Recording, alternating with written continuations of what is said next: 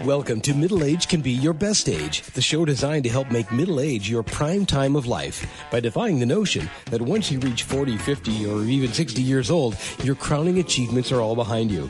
Regardless of whether you're just approaching 40 or are firmly entrenched in your middle years, it's time to launch your very own personal journey toward a joyful and purpose-filled second half of life. Each week, host Roy Richards, an expert on midlife renewal and author of A Midlife Challenge, Wake Up, will discuss the challenges common to middle age and help guide you to a brighter tomorrow. Now, here's Roy. Ladies and gentlemen, welcome to another weekly edition of Middle Age Can Be Your Best Age, the program designed to help transform your middle years into prime time, and there's absolutely no logical reason why they shouldn't be. Today we continue our series of programs on how to launch the new year in the right way. I know we're a month or so into it, but ensuring that this is the year you finally begin to live your life to the fullest, tapping into your God-given talent and becoming the joyfully committed person that you were created to be. And 2 weeks ago, guest Jennifer Cochran encouraged us to balance our lives by standing up and saying no to time and energy activities we don't enjoy. On last week's program, author and teacher Geoffrey McClung promoted the simplest yet most powerful resolution you can make for the new year, love yourself. And on today's program, I've got best-selling author, inspirational speaker, and life coach G. Brian Benson, and he's here to talk about and give us some habits for success for the new year. And best of all, the cost to you of adopting some or all of these habits for success is minimal and well worth it. And first, let me tell you a bit about G. Brian Benson. He was outwardly successful running a family-owned business, but in 2008, he realized that this was not the life for him. He followed a hunch, left his business, stepped out of his comfort zone, and began a whole new journey to self-realization and growth, a journey that continues to inspire him today. And note, for this heroic action alone, I hereby nominate Brian to join our program's Midlife Renewal Hall of Fame. And Brian today is an award-winning #1 best-selling author, both of adult self-help and for children's books.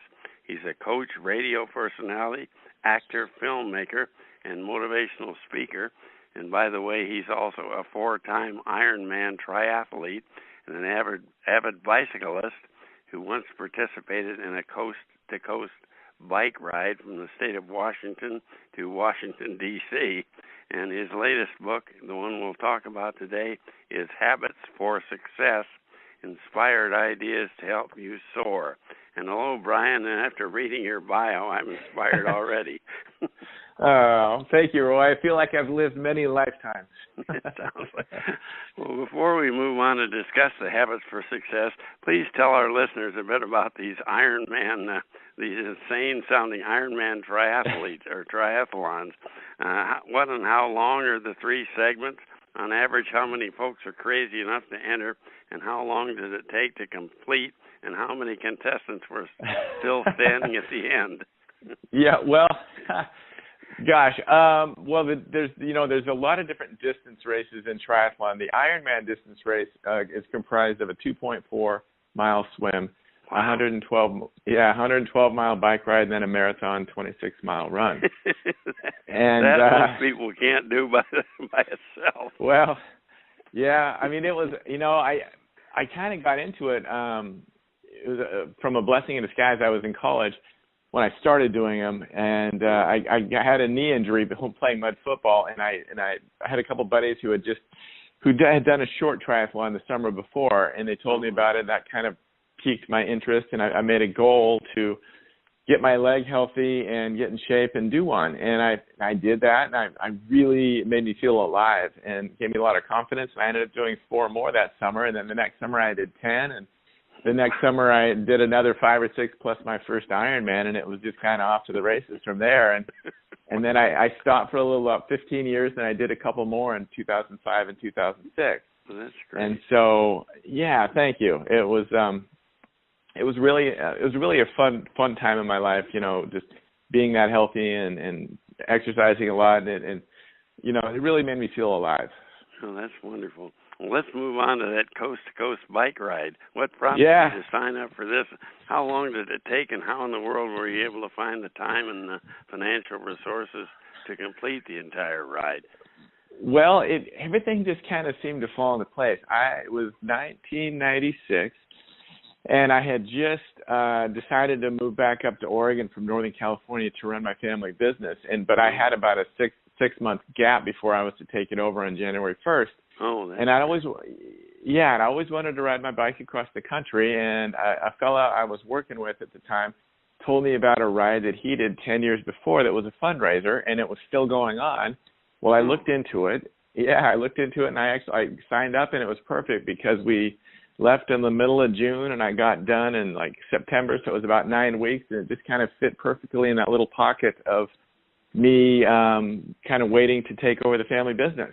That's so much more worthwhile when it's a fundraiser, too, so you're not just doing it for yourself, you're doing it for a cause. Yeah, absolutely, and it was so magical. I mean, we went through big cities like, Minneapolis and Chicago and Pittsburgh, and tiny little places with, 400 or 500 people in them. We went through Yellowstone. We stayed at an abbey with monks in North Dakota. We stayed at an Indian reservation in Montana. Just had really kind of the whole gamut of America, an experience. And so I was really blessed to be able to take part of that. Now, this is a G-rated show, but tell us anyhow, nearing D.C. at the end of your coast-to-coast ride, this little event within an event that you and a few of your fellow riders initiate.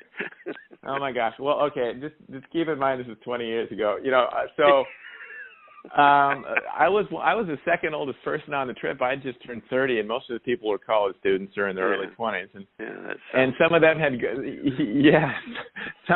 some of them had gone on many little nude bike rides during the trip. And so at the very end of the last day, about 15 people stopped and said, "We're going to do this for a few miles." And I had, I go, "Oh my God, I need to do this." And so I just got spontaneous and did it for a couple miles, and it was what it was. You didn't actually go into Washington, dude, and pass by the White House and salute the president, did you? No. That would have not ended well. Given the current political climate, I wouldn't mind riding by the White House and saluting. Right. Yeah, right. And a few of the other politicians. But anyway, yeah. Having cleared up these sideshow attractions, let's get down to business. At what age were you when you realized that you were not doing what your life was really meant, what you really wanted to do?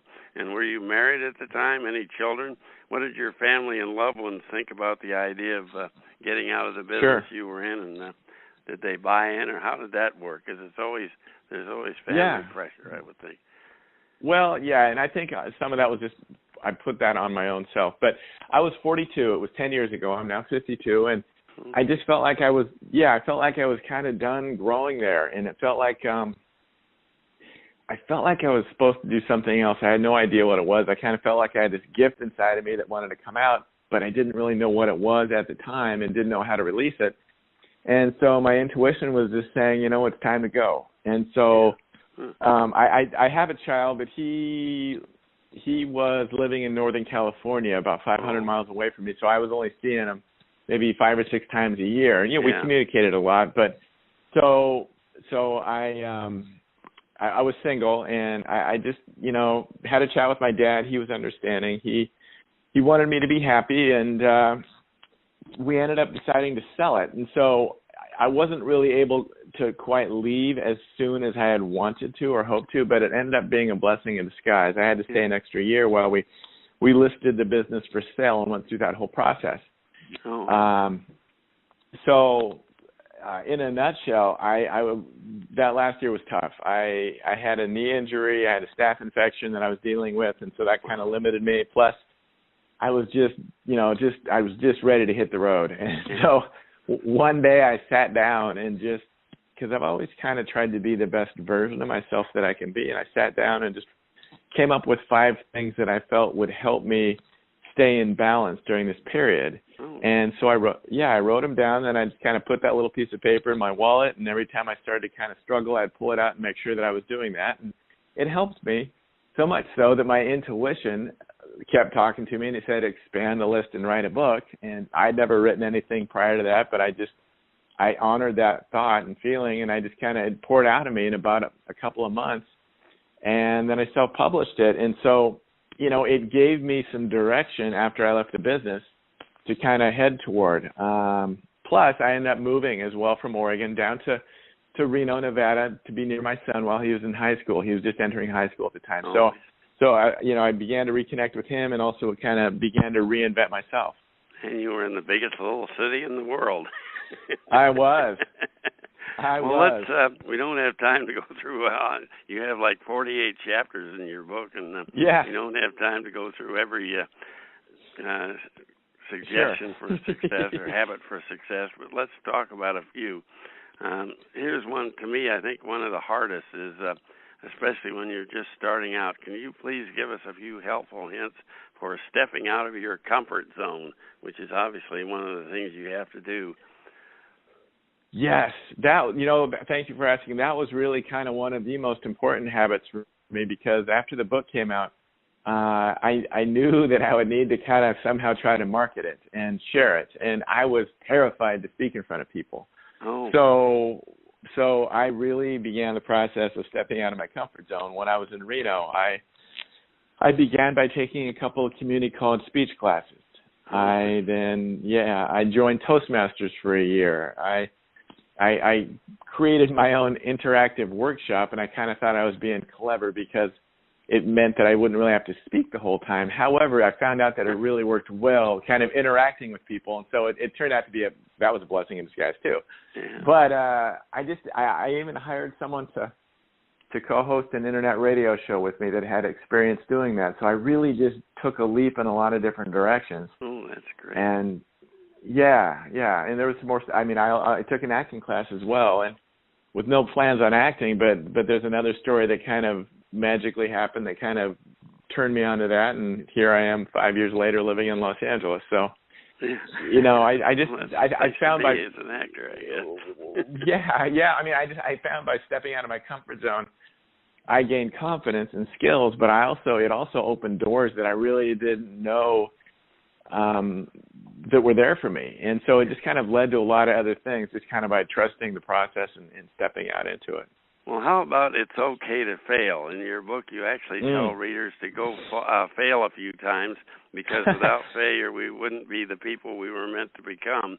And when you're seeking to bring purpose and joy into your life, how in the heck does it benefit us to fail? And more to the point, what do we do next if you fail? Well, I'm of the belief that if you do fail, you just, get up, try again, gain some self-awareness from maybe why you failed. There can be many, many reasons. I mean, your reasons could be maybe a little skewed on why you're trying to do something. You didn't have the right. You don't do that out of regret. You do that out of the learning experience. Why did I fail, and what do I need to do differently the next time? Right. Yeah. I mean, the key is ultimately with all the stuff that I'm doing and creating, books and videos and what have you, and the content, I ultimately want people to find that self-awareness within themselves so that they can move forward with a clear idea of who they are and what they want and what works for them and what doesn't work for them. And so I'm all about self-awareness. And when we fail, we can learn a lot if we want to. Sometimes we're so mad and pissed off that we just we don't take the lesson that we should have, or the reasoning behind maybe why we did fail. So it's okay, and it also just teaches you. It teaches you how to be humble. It maybe sometimes it lights a little bit more of a fire under you to do it right the next time, or to continue on the path that you really feel destined to kind of be on. It took Thomas Edison 10,000 attempts to create his light bulb. Yes, we're lucky he stuck with it. Hopefully it won't take us quite that many times. No, I don't know if I'd stick around that many times. Here's a strange success habit. In your book's chapter 9, you tell us to be vulnerable. And I thought our intent was to discover our true purpose in life, take control and pursue our dreams. And whatever someone else says, isn't it a mistake to make yourself vulnerable to someone else's intended or unintended hurtful remarks or actions when they tell us you'll never get that done or whatever? Why would we want to be vulnerable? That's a great question. I guess ultimately you don't want to be hanging around people that are going to say something like that, number one. That's for sure. But I've found for me, acting has been an incredible tool and kind of learning experience for me. Once I moved to LA, I started studying a lot and, with a few different teachers and really went for it. And it really, acting taught me to feel more a little bit, let some of that out, because I think sometimes we do ourselves a disservice by kind of holding on to our thoughts and feelings. And I think when we can become vulnerable, we can become better communicators. We can share, with people, what it is that we really do want. And so there's not a lot of guesswork involved, because sometimes when there's guesswork involved, people get hurt. People aren't sure. There's there's miscommunication. So I'm not saying walk around and just throw all your troubles and, past poor, experiences that were tough for you just out into the open. But for me, it's really helped me with what I'm doing with the books and just kind of sharing my own stories, just because we're all very similar and we're all going through a lot of the same stuff. So I kind of have found that if I'm open to sharing a little bit more about me, I think it gives other people permission to maybe do the same. And once I think by being vulnerable, we can also, it falls under that kind of self-awareness thing. It helps us become more self-aware. Yeah, well, here's a success habit I believe is absolutely essential to authentic, positive transformation. Connect with others, which kind of follows on the one you just talked about. But lots of us have friends on Facebook and somewhere on the Internet, but is that good enough? Any suggestions on how to break the ice and connect with folks that we encounter all around us every day and we don't really know at all? How do we do that? Wow. No, it's a great question. I think sometimes social media can be, it's really opened things up and been good in a lot of ways, but it's also kind of been, I think, created a little bit of a disservice to us, because it's like we feel like we have all these connections and what have you, but we're not really connecting with those people. Plus, you spend all our time looking down on a little iPhone instead of noticing the people around us. Well, not only that, but for the most part, we just see the best of them while we're comparing the worst of ourselves with that. And so it can also lead us to feeling bad about ourselves. And you know what I mean? And it's so social media, there's pros and cons, that's for sure. But texting and like the phones you had just mentioned, I really feel sorry for our younger generation, because they're not really learning how to communicate. I think like maybe we were brought up, and I remember when I was a little kid, we had that golf center that was the family business, and I learned how to golf at a very, very young age. And my dad would take me along with all of his adult friends, and I had to learn how to,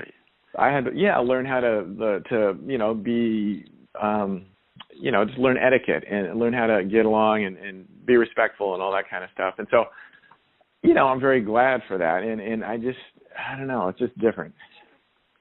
Well, I'll leave the next one totally up to you. Could you please describe one additional habit for success that you believe is especially important to those of us at middle age? You can pick from 48 or something.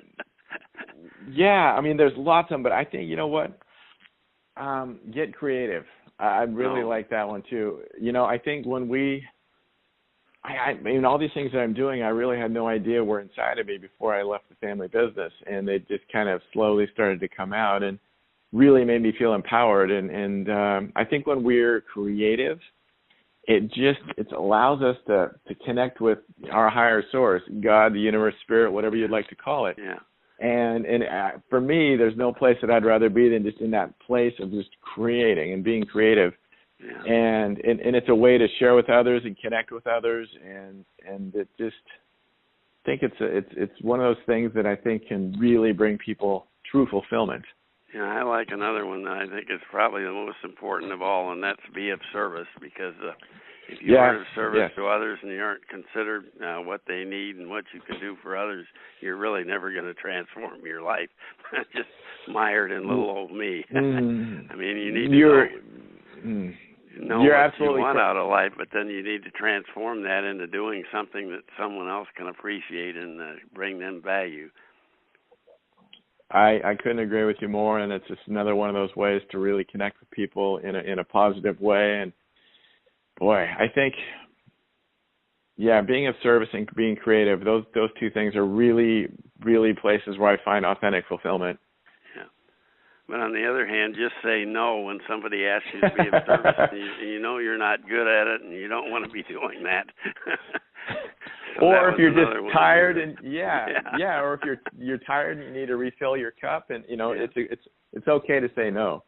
Okay, well, where's the best place for our listeners to go to preview and purchase your new 5-star book, Habits for Success, Inspired Ideas to Help You Soar? Where should they go to find that? Thank you for asking. You can find it on Amazon via the link habitsforsuccessbook.com. Oh, I see. And you can find it on my website too. I visited your website and discovered a whole bunch of useful information about your books, your coaching, your speaking, your helpful blogs, and your weekly podcasts. Give us your web address. Where should people go for that? Thank you. It's the letter G, brianbenson.com. Yeah, that's one of the most information-filled websites I've visited recently. It's really worth your time, and I would highly recommend you do that. Well, in conclusion, having read Brian Benson's book, I can attest that it contains a treasure chest of habits for success, 48 chapters in all. And what's most important about Brian's work, it's not written by some highbrow theoretical mush written by some PhD psychologist who's never been there and done that, but it's by someone who actually had the courage and went out and has been there and done that, transformed his life just around the start of middle age at 40, a guy who quit his vocation and set out in search for his life's true calling, and we can all attest to the fact that he's found it. And most importantly, he found that calling, and now he's reaching out to bring others, folks like you and me, along. And heck, I'm certain that you probably won't be able to adopt every one of Brian's 40-plus habits for success. But I'm equally certain that if you adopt only a few, you'll be miles ahead in your journey to self-awareness and the manifestation of your dreams. And that's Habit for Success by G. Brian Benson.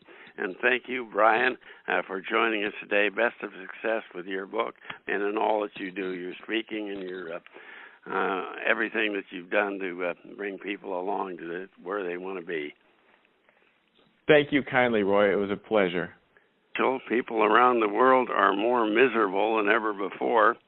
And according to Gallup's new 2018 Global Emotions Report, a survey of more than 154,000 adults in over 145 countries, quote, our daily experience of worry, stress, sadness, anger, and pain have hit the highest levels since Gallup began measuring these data over a decade ago. And worse yet, we Americans' negative experience scores are higher than average. Is that surprising? I think not. In this era of we versus them zero-sum politics, financial and work anxieties, 24/7 connectivity, and our proclivity to always find someone else to blame, we Americans seem to be losing our sense of gratitude and our can-do spirit, and that's the bad news. But the good news, according to my next guest, international happiness expert and renowned former Harvard positive psychologist Tal Ben-Shahar, PhD, even in these trying times, happiness isn't a futile, unattainable quest, and he's here to indicate shortcuts to happiness are all around us, and in fact, that's the title of his brand new book that we'll discuss in just a bit. But before I introduce Dr. Ben-Shahar, let me ask you this question. When you need advice, where do you go? To your best friend, your parents or siblings, a co-worker, or maybe directly to the Internet? Well, I bet a few of you answered my favorite bartender, but this really is not a great source for advice and counsel when you're in the process of drowning your sorrows. Well, guess what? Tal Ben-Shahar found his inspiration for happiness in a barber's chair, and in his book, the full title, Shortcuts to Happiness, Life-Changing Lessons from My Barber, he chronicles 2 years of conversation with his barber, Avi Peretz, in a small hair salon in a suburb of Tel Aviv, Israel. And as you'll note in his bio, Dr. Ben-Shahar is not a Johnny-come-lately to the subject of happiness. For the last 15 years, he has been teaching leadership, happiness, and mindfulness to audiences around the world. And he taught the largest class ever at Harvard, Positive Psychology, and the third largest, the Psychology of Leadership, attracting 1,400 students per semester, approximately 20% of all Harvard undergraduates. And he consults, speaks, and conducts workshops for executives in multinational corporations and also for the general public and for at-risk populations. And he's author of 5 prior books, including international bestsellers Happier and Choose the Life You Want. Hello, Dr. Ben-Shahar, and we're extremely honored to have you here with us today. Well, thank you very much for having me on. Well, before we get down to the business of happiness, please answer this one question. In your youth Harvard classes, how in the heck did you find time and energy to read and grade 1,400 student term papers and score that many final exams? Well, fortunately, I didn't have to do it by myself. I had many teaching assistants. I assumed that was the case, but well, let's get down to the subject at hand. Some of us may have obtained snippets of advice from our neighborhood barber of beautician, but to my knowledge, no one has ever written an entire book on it until you did. Tell us a bit about your remarkable barber, Avi Peretz. Unlike you, I doubt Avi obtained a Harvard Ph.D. Where did he come across all this profound wisdom? Well, a lot of it is through life, and there's a lot of talk on research, but I think what is no less important is me-search, meaning people looking within and exploring their inner landscape. The great psychologist Abraham Maslow once said, "He who looks into the depth of his own mind has looked into the depth of all other minds." And I think in many ways this is what Avi Peretz did, and I am privileged to be learning from him. Yes. Well, I know your book contains 40 brief yet powerful chapters, with each chapter quoting and expanding upon one of Avi's insights, pieces of advice, or his behavior. And if we may, I'd like to give our listeners a taste to highlight 4 or 5 of these. To begin, how does Avi's behavior demonstrate that relationships are the number one predictor of happiness? Yeah, this really is, to my mind, the most important lesson, because when we look at the data around the world, why are happiness levels going down? And if there is one answer, there are a few answers, but if there has to be one answer, it's relationships. What is happening in our culture today is that we're spending way, way too much time connected to technology and disconnected with our nears and dears. You go to a restaurant, and what do you see? You see people sitting across from one another and texting. You have, kids. I saw a family where every kid had their own smartphone out when paying attention. Exactly. And we pay a very high price for it. Number one predictor of happiness is quality time we spend with people we care about and who care about us. And it's quality time face to face, not through the medium of technology. Yeah, I know you said that Avi calls his mother every day during work hours, and then they have a family gathering every Friday night, I think it is. Exactly. So he spends a lot of time, and when he's this is a nice thing about a barber shop where he encourages everyone to be with their phones off and to connect and to talk and to share and to laugh. And this is so simple, so accessible to all of us, and it's an important lesson for parents when their kids come home, for friends, for lovers. It's seemingly trivial, but unfortunately important lesson today. Yeah. Well, why are curious people, or lifetime learners, in other words, healthier, and why do they live longer? What was Avi's example and his explanation? Yeah, so Avi is a lifelong learner. He didn't go to college. He didn't get his PhD, but he's always learning. He's reading. He's watching TED lectures. He's talking to people. Having dialogues, and therefore he's always learning. Now, the interesting thing, and it's been relevant throughout human history, but especially today, if we want to remain relevant, we have to be lifelong learners. The world is changing so fast. It's no longer a luxury to learn; it's a necessity. Yeah, and just think of the tremendous resources that Avi has walking into his barber shop every day. If he just sits down and talks to all those people, all the learning. I mean, that's informal learning, obviously, but there's so much you can learn from. And for me, one of the most important lessons in the context of the relationship is that we all have access to these resources. Whether we go to our local barber, whether we're in a taxi, whether we're just interacting with friends. I mean, each person is an entire world, and we can learn from these worlds. Just talk to somebody waiting in line for the bus, or exactly. or some other public place.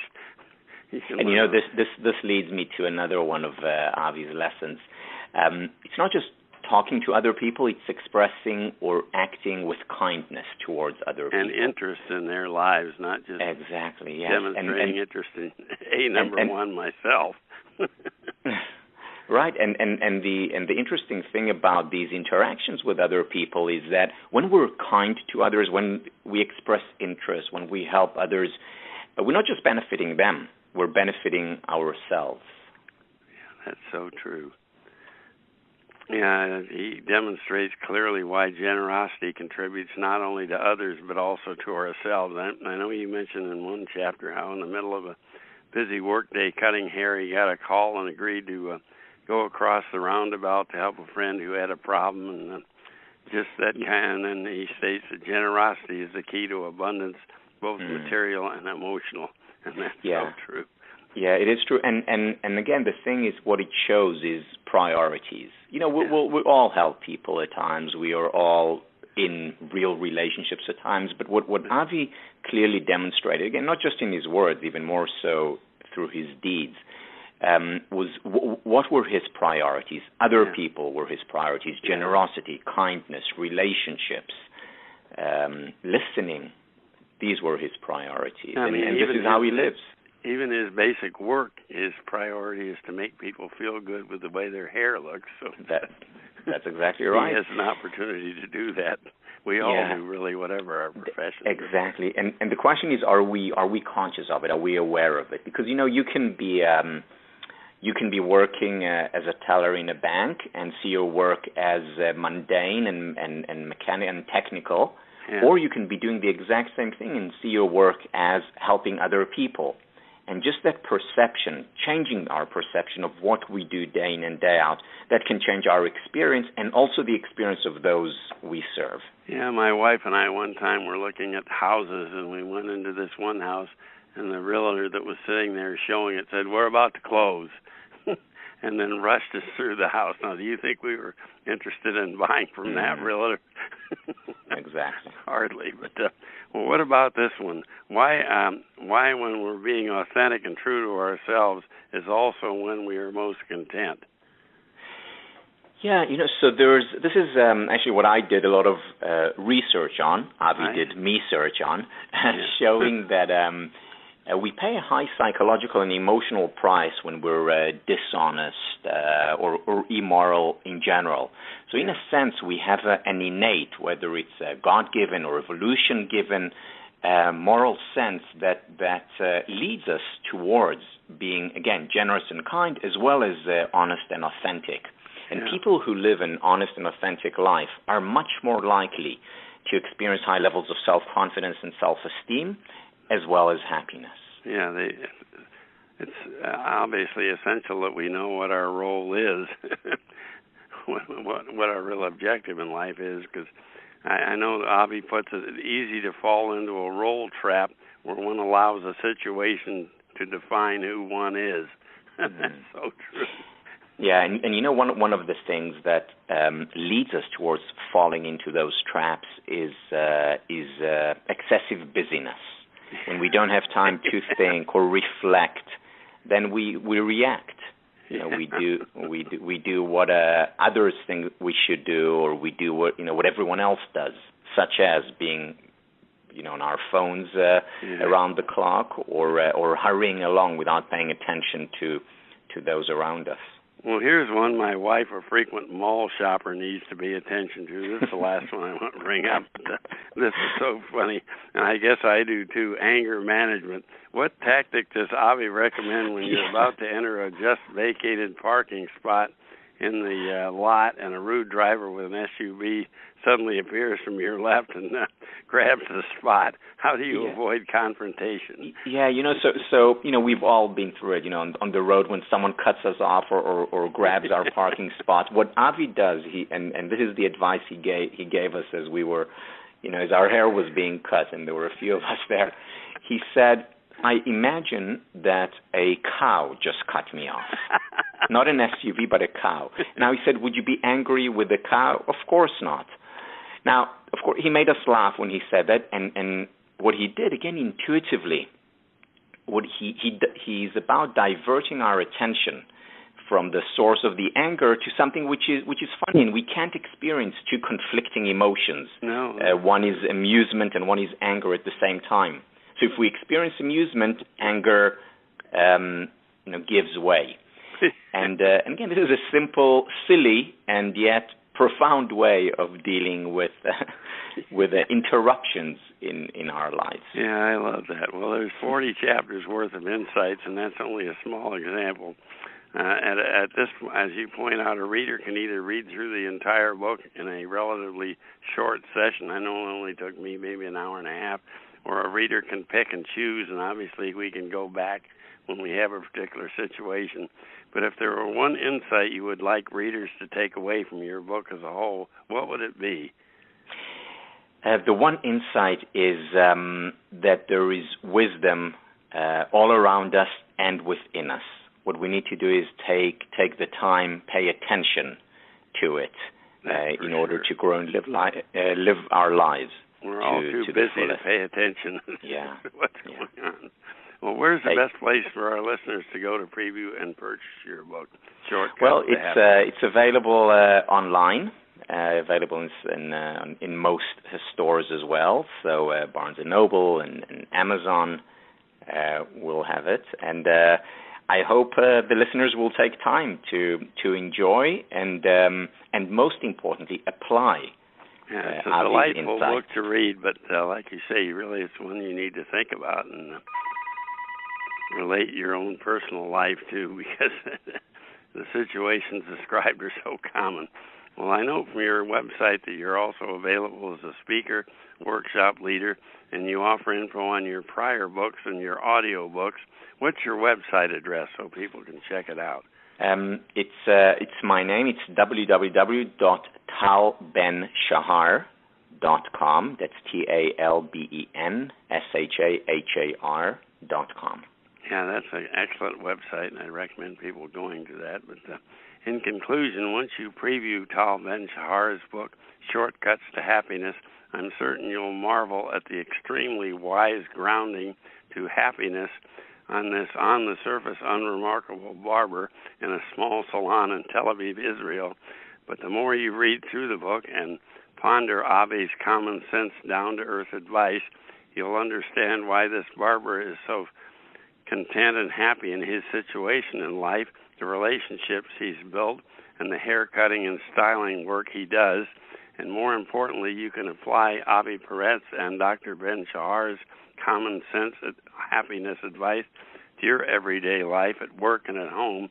And we didn't even discuss Avi's great suggestions regarding child rearing and being a parent, which he has some great suggestions in that too. And no, you and I don't necessarily have to gain a corner office or become a C-level executive to enjoy what we do for a living. And at middle age or any age, you are not stuck where you are with no choice but to remain miserable and unfulfilled, even if you're at a career plateau. And we all can learn life wherever we are, but it's an inside job. It's an inside job, and yet we better pay attention to what's going on around us. And I suggest you purchase Tal Ben-Shahar's Shortcuts to Happiness. Consider it either as a gift to yourself or to a friend or loved one. And thanks a million, Dr. Ben-Shahar, for joining us here today.